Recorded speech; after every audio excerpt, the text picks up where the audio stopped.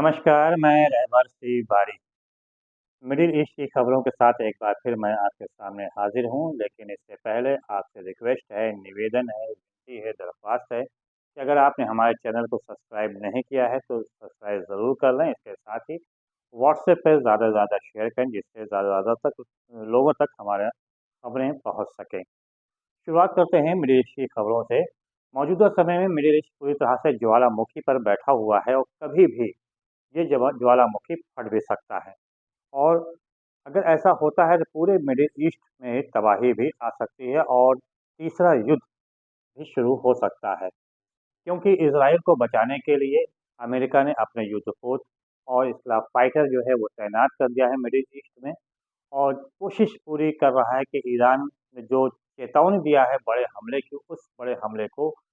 बचाया जा सके और उस बड़े हमले से इज़राइल को किसी प्रकार का नुकसान होने से बचाया जा सके। हालाँकि ईरान के supreme leader Ayatollah Sayyid Ali Khamenei ने सीधे तौर पर चेतावनी दिया है कि इस बार का जो हमला होगा वो इज़राइल को पूरी तरह से तबाह कर देगा और इज़राइल की पुश्तें याद रखेंगी। तो ज़ाहिर-सी बात है कि इसको लेकर इज़राइल में भी काफ़ी दहशत का माहौल है और अभी 1 दिन पहले यानी कि कल रात में हिज़्बुल्लाह ने ड्रोन से एक बार फिर से इज़राइल में हमला किया है और लगभग 3 शहरों पर हाइफ़ा और मलूठी और एक और स्थान पे 3 स्थानों पर उसने ड्रोन से हमला किया। और इसमें हालाँकि इज़राइल ने कहा है कि उस हमले से ज़्यादा नुकसान नहीं हुआ, लेकिन हिज़्बुल्लाह ने जो वीडियो जारी किया, उस वीडियो को हम आपके साथ शेयर नहीं कर सकते, क्योंकि कॉपीराइट का मामला यूट्यूब पे है, इसलिए हम उसके आप तक नहीं पहुँचा सकते। लेकिन जो हिज़्बुल्लाह ने दावा किया है, उसके अनुसार ये है कि उसने ज़्यादातर मिलिट्री जो बेस हैं, उसको अपना निशाना बनाया है, उसमें कई लोग हताहत हुए हैं। और उसमें जो दावा किया गया, उसमें लगभग 18 से 20 इज़राइली सैनिकों के घायल होने या फिर मरने के दावा किया जा रहा है हिज़्बुल्लाह की तरफ से। इसके अलावा जो ज़मीनी लड़ाई हो रही है दक्षिणी लेबनान में, उसमें इज़राइल को काफ़ी नुकसान सहना पड़ रहा है और उसको पीछे भी हटना पड़ रहा है, क्योंकि हिज़्बुल्लाह के जो लड़ाके हैं, वो काफ़ी नुकसान पहुँचा रहे हैं ज़मीनी लड़ाई में। और ऐसा सूत्रों के साथ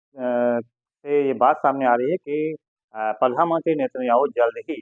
जो ज़मीनी लड़ाई है उसको समाप्त कर सकते हैं और अपनी सेना को वापस बुला सकता है। लेकिन जो मौजूदा हालात इज़राइल में बन रहे हैं युद्ध को देखते हुए, वो नेतन्याहू के लिए कोई अच्छे संकेत नहीं, क्योंकि उसका विरोध बहुत तेज़ी के साथ अब बढ़ना शुरू कर दिया है। इज़राइली जो लोग हैं वो अब सड़कों पे आने शुरू कर दिया है और उन्होंने इसका विरोध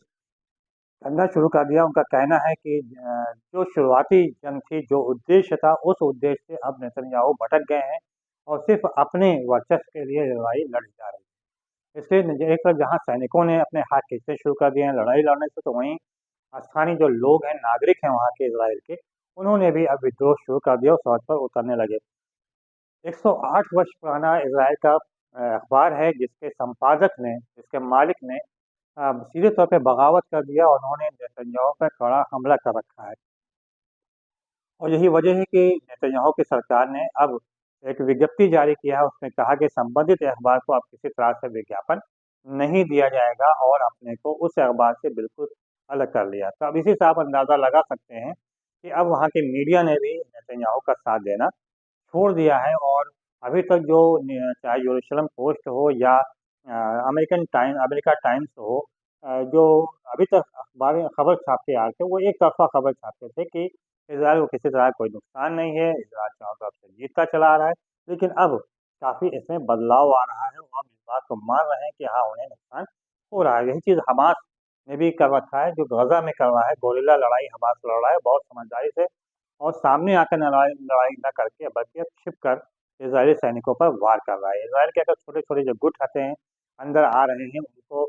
किसी प्रकार से किसी टूटी हुई बिल्डिंग बुलाया जाता है, फिर उसको हमला करके उस पर उनको मारा जा रहा है या फिर घायल किया जा रहा है। इससे भी इज़राइल को काफ़ी नुकसान हो रहा है और इसकी उम्मीद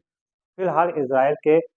ने नहीं किया था और जो का आईडीएफ है, उसने भी ये उम्मीद नहीं की थी कि हमास दोबारा इस तरह से खड़ा हो सकेगा और वो जवाबी कार्रवाई इज़राइली सैनिकों पर करेगा।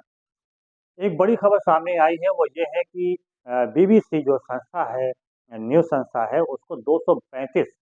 बड़े पत्रकारों ने एक खुला खत जारी किया, पूरा लेटर जारी किया है और उसमें कहा गया है कि बीबीसी द्वारा जो इज़राइल और हमास या हिजबुल्लाह या ईरान का जो युद्ध है, जो खबरें दे रहा है, उसमें पारदर्शिता नहीं लाई जा रही, एक तरफ़ा वो खबर दी जा रही है और सिर्फ़ इज़राइल के पक्ष में ही वो सारी खबरें दी जा रही हैं। और ख़ास बात ये है कि जो 235 बड़े पत्रकारों ने खुला खत जारी किया है और खुला लेटर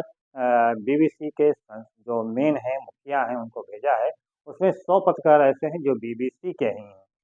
इससे पहले भी लगभग 3 महीना पहले भी एक पत्र जारी किया गया था, लेकिन उसमें 8 गवाह लोग थे, उन्होंने जारी किया था। लेकिन उसमें उन्होंने अपना नाम उजागर नहीं किया था। लेकिन जो 235 लोगों ने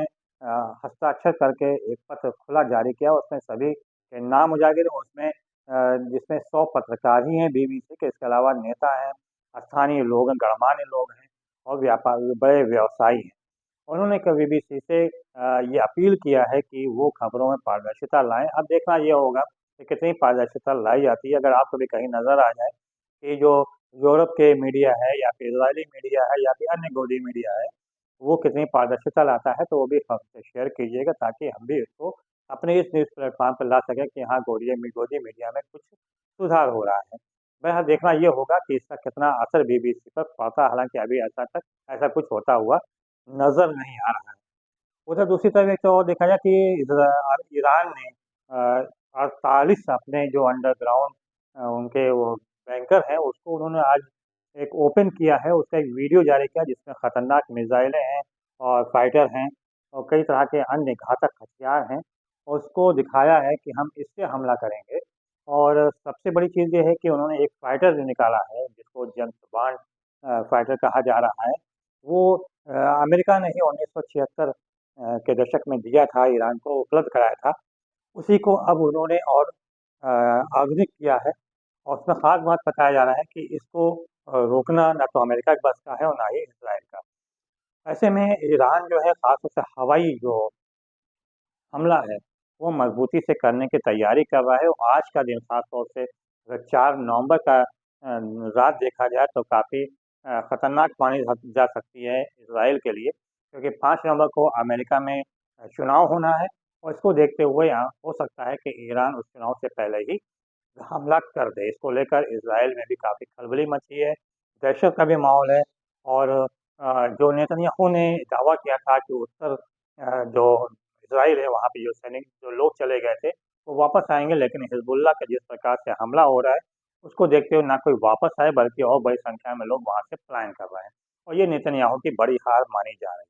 फिलहाल देखना ये होगा कि अभी ये युद्ध आगे बढ़ता है या फिर अमेरिका में चुनाव के पश्चात जो भी राष्ट्रपति आता है, क्या वो सीज़फायर करने के लिए कोई ठोस कदम उठाता है? ये 1 हफ्ते के अंदर स्थिति साफ़ हो जाएगी। तब तक के लिए नई खबर के लिए एक बार फिर हम हाज़िर होंगे। तब तक के लिए बहुत-बहुत शुक्रिया, धन्यवाद, जय हिंद, जय भारत। Yeah.